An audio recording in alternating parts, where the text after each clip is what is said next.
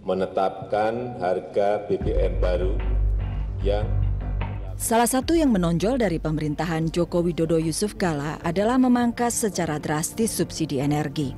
Dana yang bisa dihemat dari pemangkasan subsidi energi termasuk subsidi BBM mencapai 230-an triliun rupiah.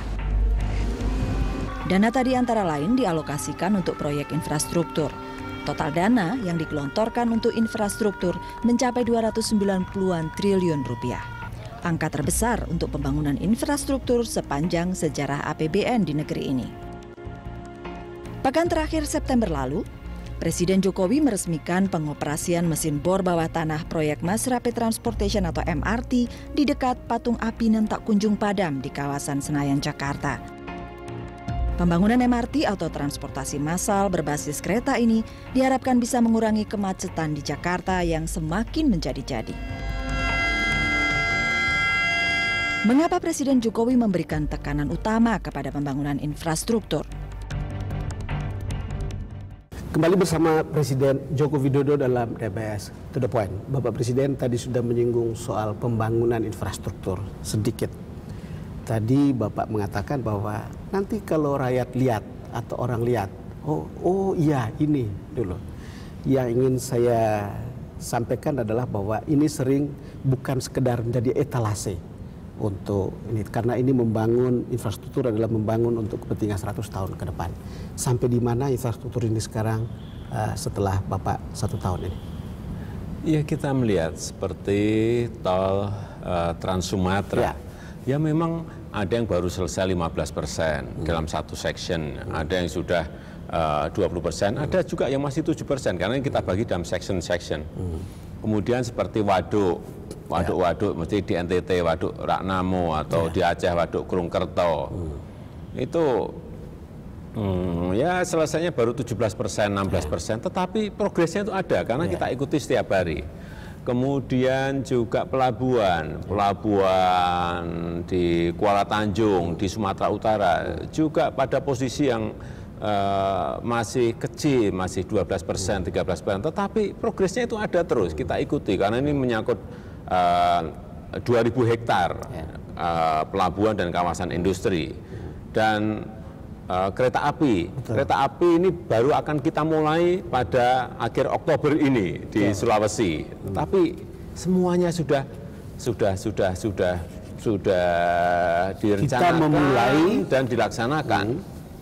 Yang paling penting yang mungkin ingin saya sampaikan adalah bahwa dengan infrastruktur ini nantinya arus barang, arus jasa, mobilisasi orang akan lebih cepat.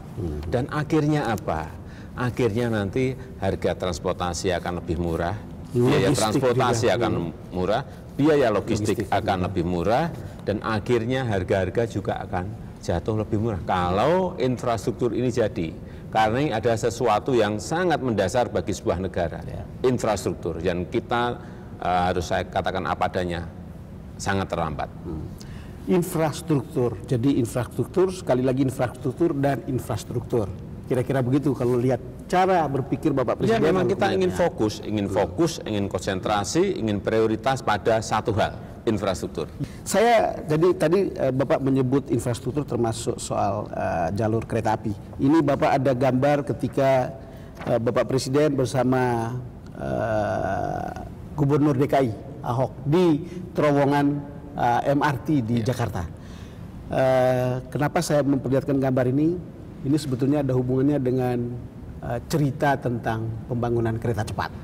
Seberapa pentingnya untuk kita kereta cepat ini sebagai infrastruktur yang kita harus punya sekarang?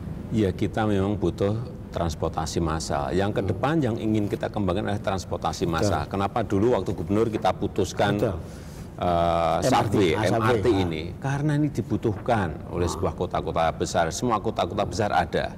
Kemudian LRT yang sudah kita mulai juga dari interline-nya Jakarta, dari Bekasi, dari Bogor, dari Tangerang, dari Depok ke Jakarta dengan LRT juga sudah mulai dikerjakan.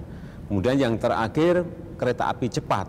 Ini juga sekali lagi ini mempercepat orang dari satu daerah ke daerah yang lain, dari provinsi yang satu ke provinsi yang lain.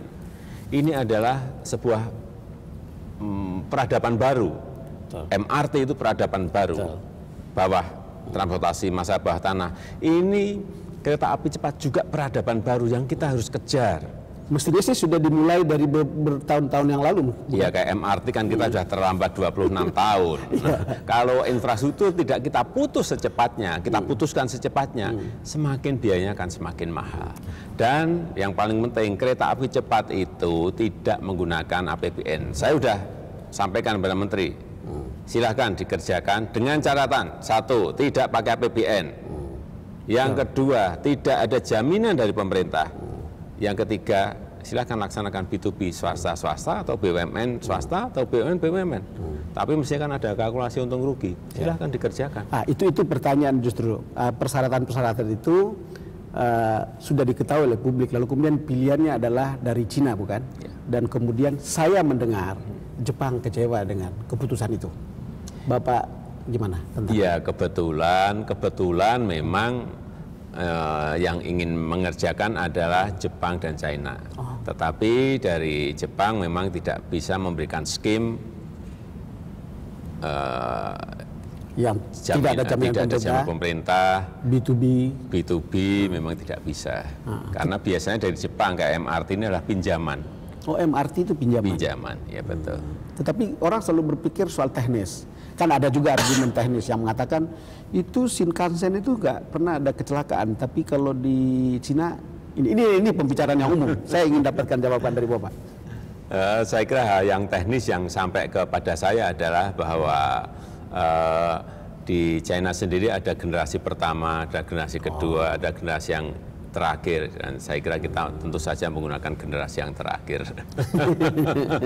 Yang nantinya dalam pengerjaan proyek ini saya sudah perintahkan kepada Menteri BUMN untuk menggunakan konsultan pengawas yang dari Eropa, sehingga standarnya nanti menjadi standar, mempunyai standar yang jelas.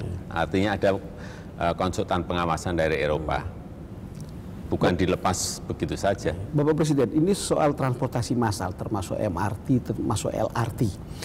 Ini Bapak tadi bicara ini peradaban baru, saya setuju dengan itu.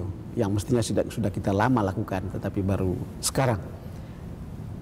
Apakah hanya akan ada di Jakarta atau juga akan ada di kota-kota besar lain dibuat seperti itu? Ada di 6 kota besar yang lain. Ya, sebentar lagi mungkin masuk ke Palembang karena pembebasan tanah sudah selesai. Bisa nantinya setelah itu Surabaya, bisa ke Bandung, bisa ke Makassar, dan kota besar lainnya.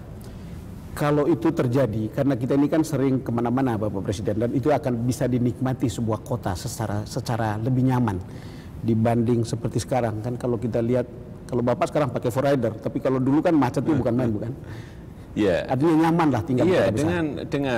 dengan transportasi massal ini, ke depan itulah yang akan dinikmati masyarakat.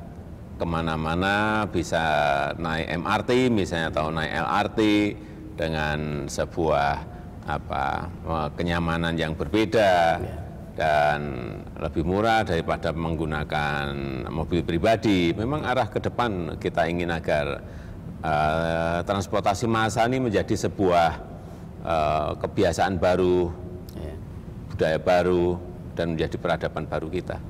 Kembali lagi bahwa itu baru akan terlihat mungkin setelah 3 tahun ya? Iya, 3 tahun, 4 tahun. Bapak Presiden, kita jeda lagi dulu. Pemirsa, kita akan segera kembali selepas jeda berikut.